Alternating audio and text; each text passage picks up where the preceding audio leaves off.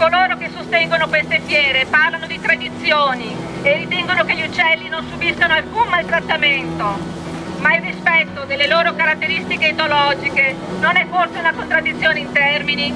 Queste fiere sono soltanto l'apoteosi della sofferenza, dell'abuso sul più debole, dello sfruttamento. Pensate e riflettete. Voi andate a sovvenzionare la caccia ed altre attività che rendono schiavi gli animali.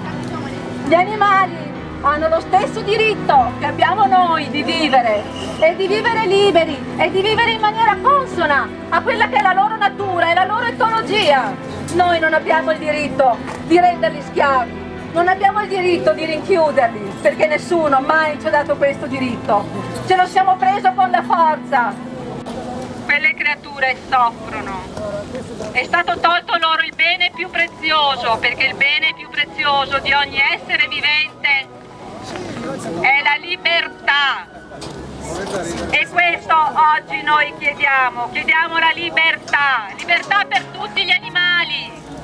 Vogliamo aprire tutte le gabbie, non vogliamo gabbie più grandi, vogliamo libertà per ogni creatura, per ogni essere senziente, libertà di esprimere ciò che lui è.